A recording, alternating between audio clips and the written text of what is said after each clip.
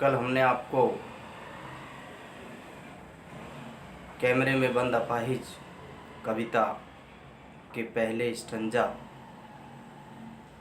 और कवि परिचय, साथ ही कविता पर प्रसंग डाला, जिसमें हमने बताया कि किस प्रकार से कैमरे में बंद अपाहिज कविता, जिसमें मीडिया की जो कामयाबी एक अपाहिज को अपने कैमरे के सामने लाकर सामाजिक उद्देश्य से लोगों को करुणाशील बनाना, और किस प्रकार से एक अपाहिज से उसके अपाहिज होने के बारे में प्रश्न पूछना, यह उस अपाहिज के दर्द को स्पष्ट करती है। उसी के संदर्भ में आगे हम देखते हैं स्टंजा 2। हाँ तो बताइए आपका दुख क्या है, जल्दी बताएं वह दुख बताएं, बता नहीं पाएगा, सोचिए बताइए आपको अपाहिज होकर कैसा लगता है, कैसा लगता, यानी कैसा लगता है।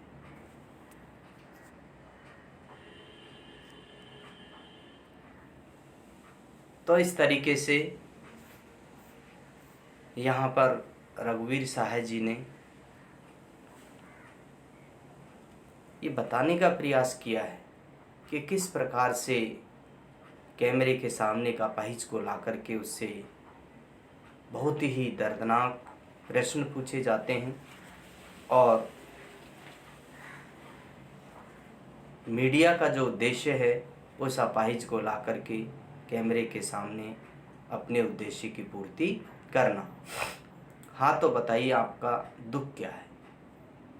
जब अपाहिज को कैमरे के सामने लाया जाता है तो संचालक कर्ता ये प्रश्न पूछता है उस अपाहिज से, तो हाँ बताइए आपका दुख क्या है। आपके इस अपाहिजपन से क्या आपको दुख होता है। जब संचालक को ये पता है कि ये अपाहिज है और फिर उससे प्रश्न पूछा जाता है कि बताइए आपका दुख क्या है, उस अपाहिज को कितनी पीड़ा और कितना कष्ट होता होगा, इस बात का हम अंदाज़ा लगा सकते हैं। जो अपाहिज है शारीरिक रूप से, लेकिन उससे प्रश्न किया जाता है कि तो बताइए आपका दुख क्या है। सामने दिख रहा है, लेकिन जो संचालन करता है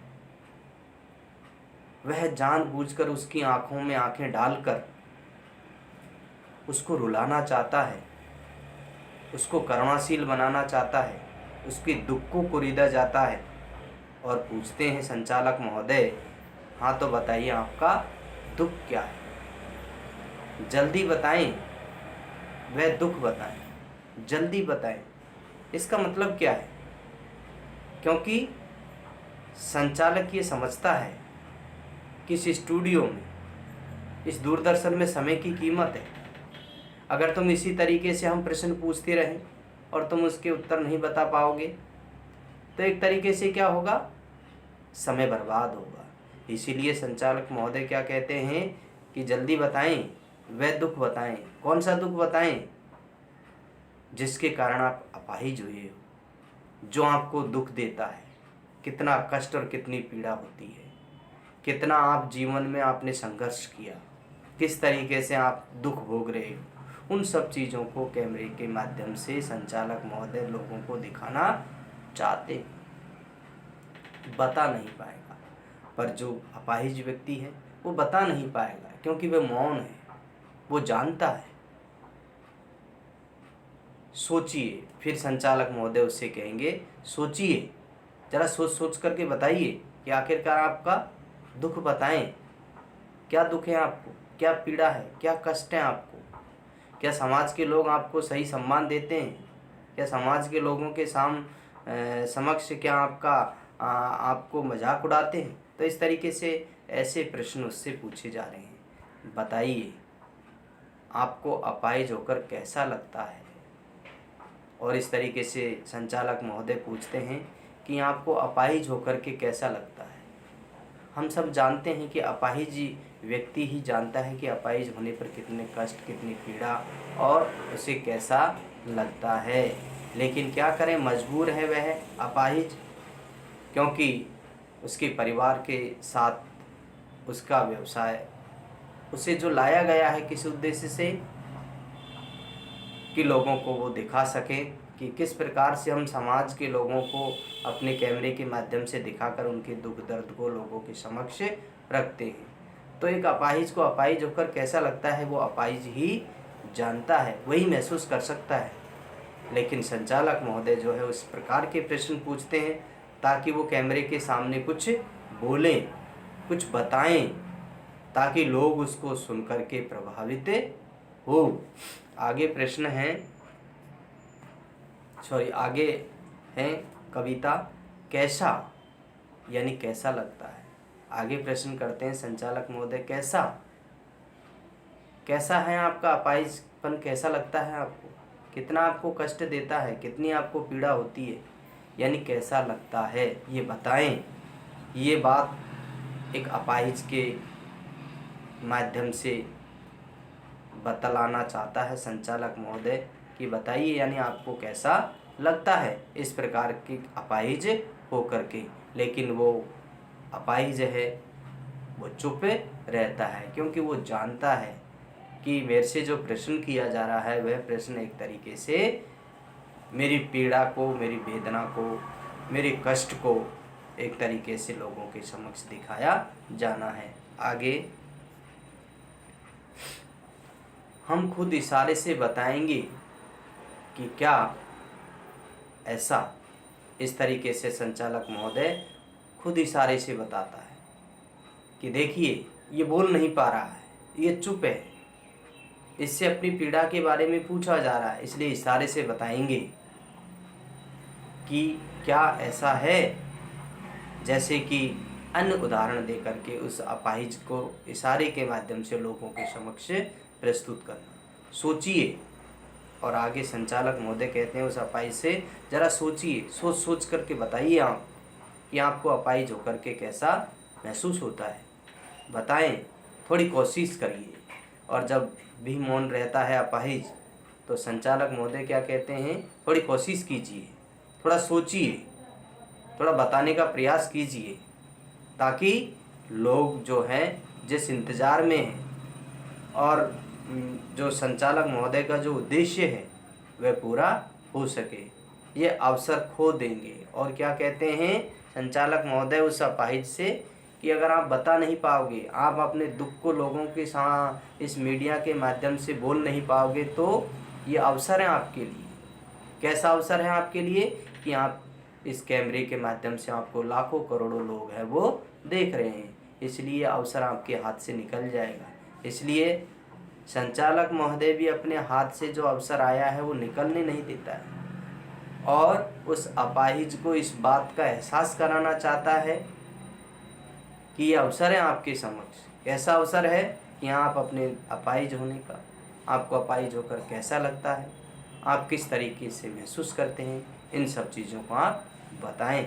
आप जानते हैं कि कार्यक्रम रोचक बनाने के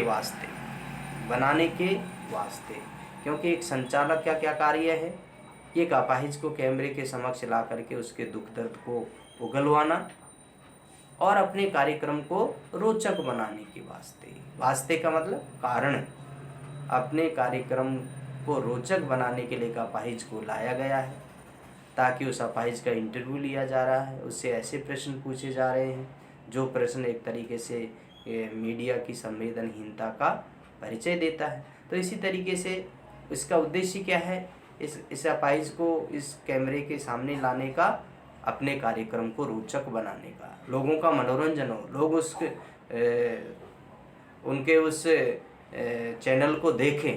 तो इस तरीके से हम पूछ पूछ कर उसको रुला देंगे। आगे संचालक महोदय क्या कहते हैं कि इस प्रकार के प्रश्न पूछ करके हम उसको रुला देंगे। किसको रुला देंगे? उस अपाहिज को, उस अपंग को। क्यों?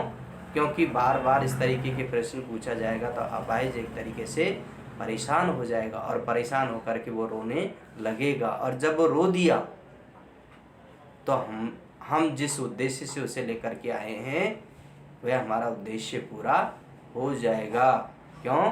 क्योंकि लोग समझेंगे कि किस प्रकार से एक अपाहिज का साक्षात्कार लिया जा रहा है और उसके इस प्रकार के प्रश्नों से उसने अपनी व्यथा को लोगों के समक्ष दिखाया, और ताकि इसी प्रकार से संचालक जो है वो अपने कार्यक्रम को सफल और कामयाब बना सके।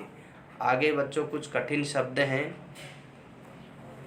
जैसे इंतज़ार करते आप भी उसके रो पड़ने का, यह प्रश्न पूछा नहीं जाएगा।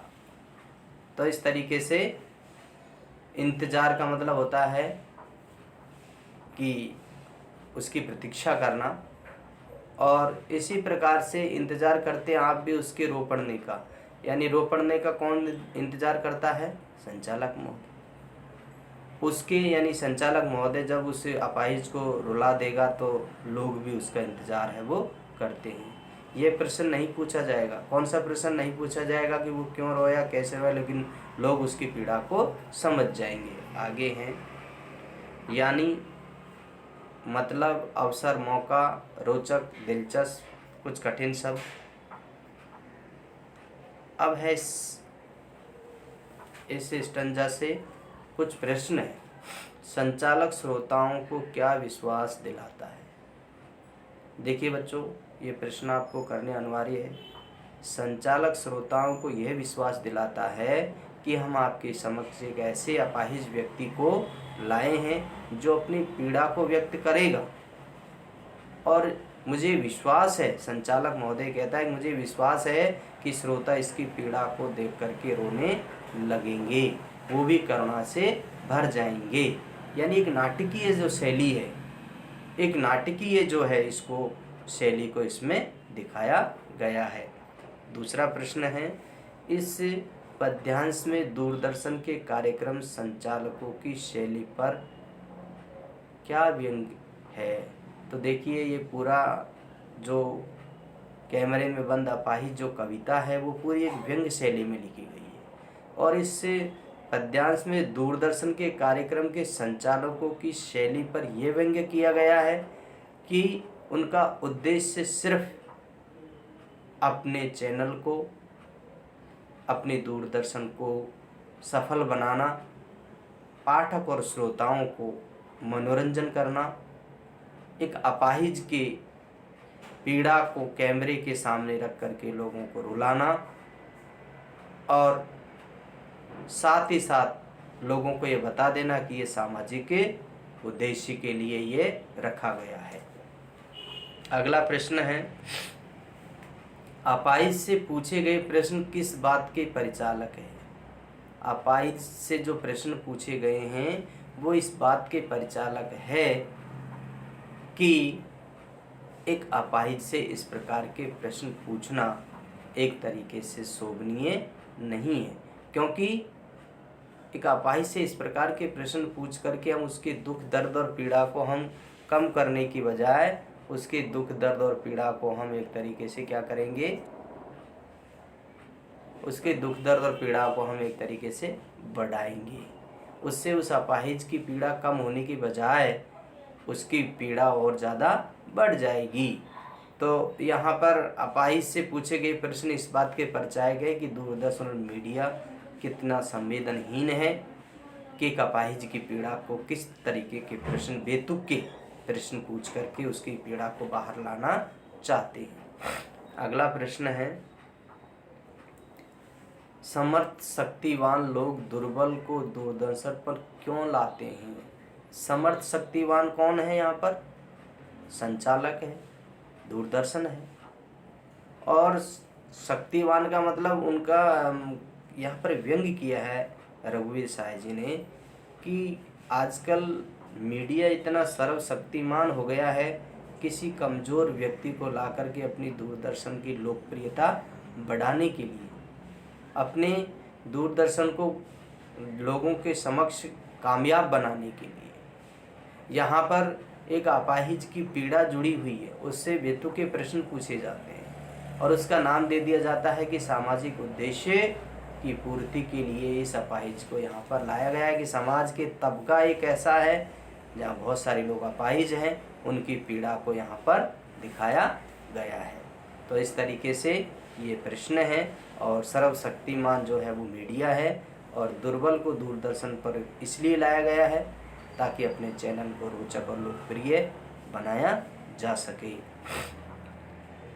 इसमें नाटकीय शैली का प्रयोग किया गया है और खड़ी बोली है और रघुवीर सहाय जी ने यहाँ पर दूरदर्शन और संचालकों पर व्यंग्य किया है। कविता खंड का तीसरा स्टंजा है जिसका आदर्श वाचन मैं आपको करके सुना रहा हूँ। फिर हम पर्दे पर दिखाएंगे फूली हुई आँखों की एक बड़ी तस्वीर, फूली हुई आँखों की एक बड़ी तस्वीर, बहुत बड़ी तस्वीर, और उसके होठों पर एक कसमसाहट, और उसके होठों पर एक कसमसाहट, आशा है आप उसे उसकी अपंगता की पीड़ा मानेंगे। आशा है आप उसे उसकी अपंगता की पीड़ा मानेंगे। एक और कोशिश दर्शक धीरज रखिए।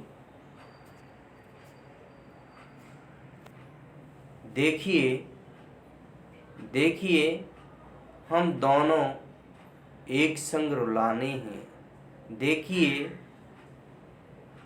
हमें दोनों एक संग रुलाने हैं, आप और वह दोनों। आप कौन? दर्शक। वह दोनों कौन? दर्शक और उस अपाहिज। कैमरा बस करो, नहीं हुआ। कैमरा बस करो, नहीं हुआ। रहने दो। पर्दे पर वक्त की कीमत है। पर्दे पर वक्त की कीमत है। अब मुस्कुराएंगे हम। आप देख रहे थे सामाजिक उद्देश्य से युक्त कार्यक्रम।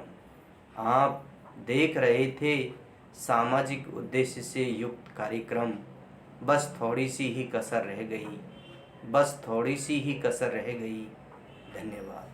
तो इस तरीके से यहाँ पर किस प्रकार से कैमरे में बंद अपाहिज कविता के माध्यम से कवि रघुवीर सहाय जी ने दूरदर्शन के जो संचालक महोदय हैं उसकी जो एक अपाहिज को किस प्रकार से सामने ला करके उसको रुलाना चाहते हैं। फिर हम पर्दे पर दिखाएंगे। क्या दिखाएंगे? पर्दे पर हम उस अपाहिज को दिखाएंगे और उससे इस प्रकार के प्रश्न पूछे जाएंगे जिससे वह बहुत दुखी हो जाएगा। वह एक तरीके से रोने नहीं लगेगा तो कम से कम उसकी आंखें जो है वो फूल जाएगी, क्योंकि जब दुख घुटता है अंदर ही अंदर तो आंखों पर भी उसका असर है वो पड़ता है। तो फूली हुई आंखों की एक बड़ी तस्वीर, जैसे ही उससे अपाहिज से प्रश्न पूछे जाते हैं, बेतुके उसके दुख को कुरेदा जाता है और उसे पर्दे पर दिखाया जाता है। उसकी आंखों में आंखें डालकर संचालक जब प्रश्न पूछता है तो उसकी आंखें सूज जाती है और उसकी आंखों की सूजी हुई आंखों की बड़ी बड़ी तस्वीर है वो कैमरामैन है वो उससे लोगों को दिखाना चाहते हैं कि देखिए अबे रोएगा, इसकी आंखें हैं वो सूज गई है। और उसकी बहुत उसे एक तरीके से हाईलाइट कर करके उसकी आंखों की बड़ी बड़ी तस्वीरों को दिखाते हैं और उसके होठों पर एक कसमसाहट। कसमसाहट का मतलब पीड़ा, कसमसाहट का मतलब छटपटाहट। वो छटपटाहट कैसी है? उसके अपाहिज होने की, और अपाहिज होने के साथ साथ वो गरीब भी है, क्योंकि अगर वो गरीब नहीं होता तो शायद है कि वो उस कैमरे के सामने नहीं आता। हो सकता है कि संचालक महोदय ने उसे कुछ पैसे दे करके अपनी पीड़ा व्यक्त करने के लिए बुलाया गया हो, लेकिन वह जो अपाहिज है वह छटपटा रहा है, वह पीड़ा से दुखी हो रहा है। उसके होठों पर ऐसा लगता है जैसे कोई गहरी वेदना हो, और आशा है आप उसे उसकी अपंगता की पीड़ा मानेंगे। और जैसे एक प्रकार से संचालक महोदय के लाख प्रयास करने के बावजूद भी वह अपंग व्यक्ति रोता नहीं है, उसकी आंखें सूज जाती है, उसके होठों पर एक कसमसाहट है, छटपटाहट है, पीड़ा है, एक वेदना है। और इस सब कुछ को करने के बाद में संचालक महोदय दर्शकों से क्या कहते हैं? आशा है आप उसे उसकी अपंगता की पीड़ा मानेंगे।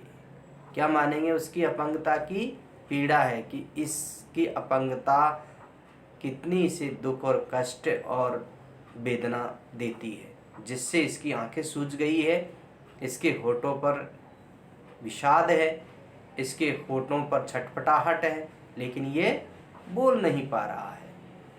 लोगों को समझाने का प्रयास है वो संचालक महोदय करते हैं। एक और कोशिश, दर्शक धीरज रखिए।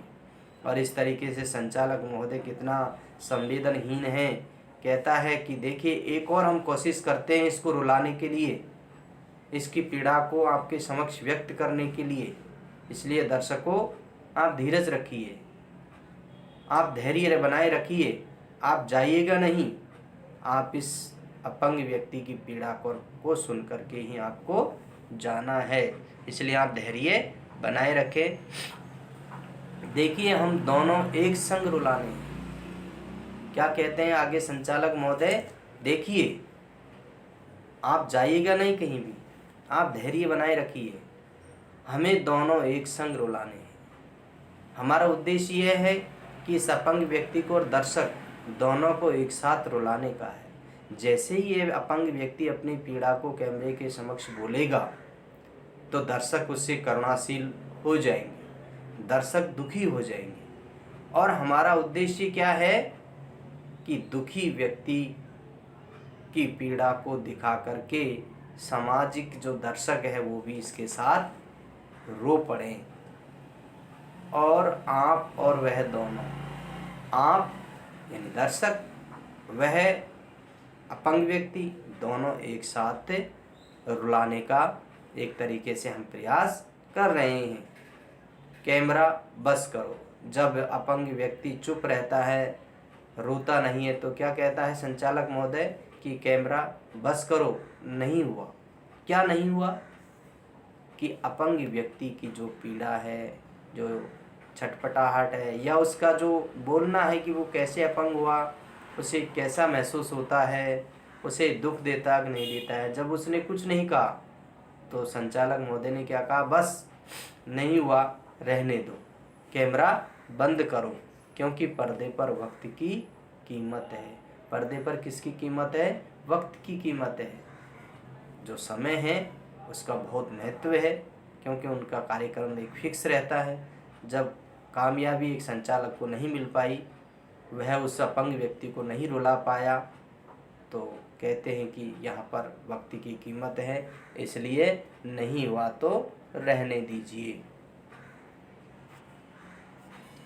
अब मुस्कुराएंगे हम।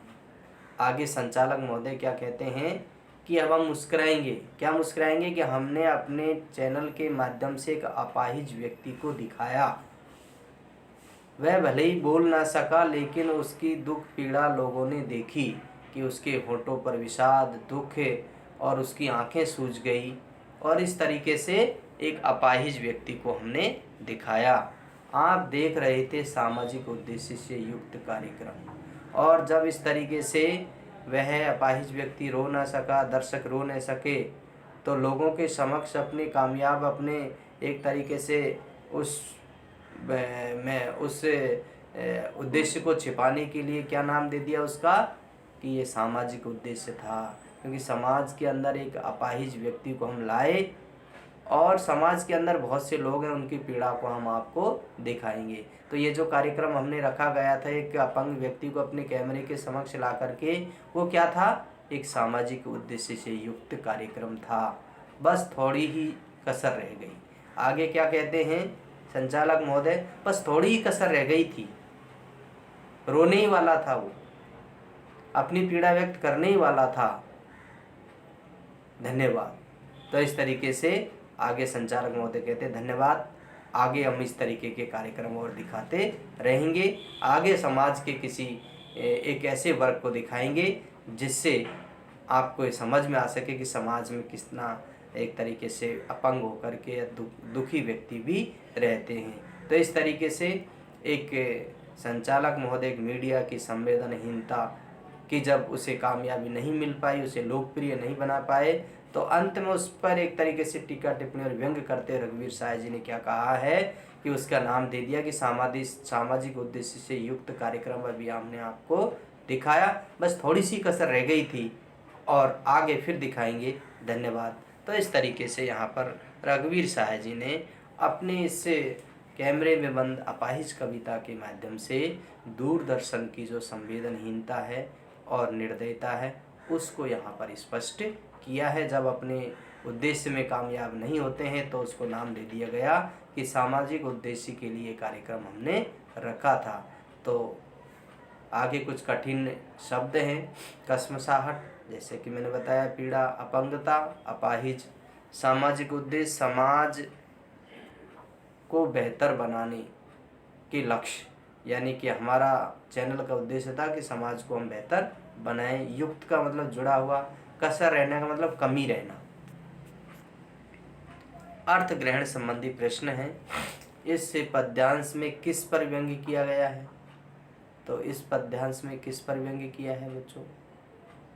दूरदर्शन की संवेदनहीनता पर व्यंग्य किया गया है कि दूरदर्शन के संचालक कितने एक तरीके से निर्दयी और निष्ठुर है।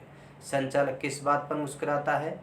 संचालक इस बात पर मुस्कुराता है कि हमारा उद्देश्य पूर्ण हो गया है, हमने एक ऐसे व्यक्ति को कैमरे के माध्यम से आप लोगों को दिखाया जो अपाहिज था, जिसकी दुख और पीड़ा को आपने देखा। अगला है प्रश्न, कार्यक्रम संचालक किस बात में असफल रह गया? वो इस बात में असफल रह गया कि उससे अपाहिज व्यक्ति को रुला ना सका।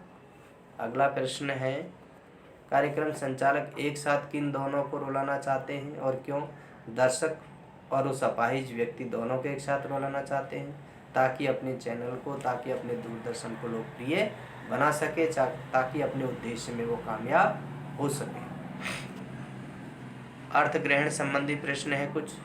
वर्तमान में मीडिया की दशा एवं दिशा पर अपने आलेख लिख करके लाएंगे। तो वर्तमान में आप लोग बच्चों, आपके गृह कार्य है ये, और ये आपको कॉपी में करना है। ये पत्रकारिता से और जनसंचार से भी जुड़ा हुआ है और आपको इसको करना है। अगला प्रश्न है, मीडिया के सकारात्मक पक्ष की खबरों का संकलन करना, यानी मीडिया जो चैनल पर दिखाई जाती है ऐसी अच्छी जो खबरें हैं उनको एकत्रित करना है आपको। और एक ही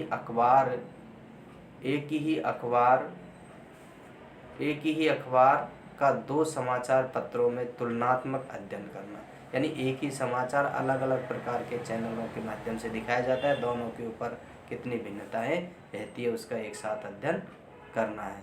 तो बच्चों, आज हमने कैमरे में बंद अपाहिज कविता पढ़ी और उस कविता का सिर्फ इतना एक लाइन में है।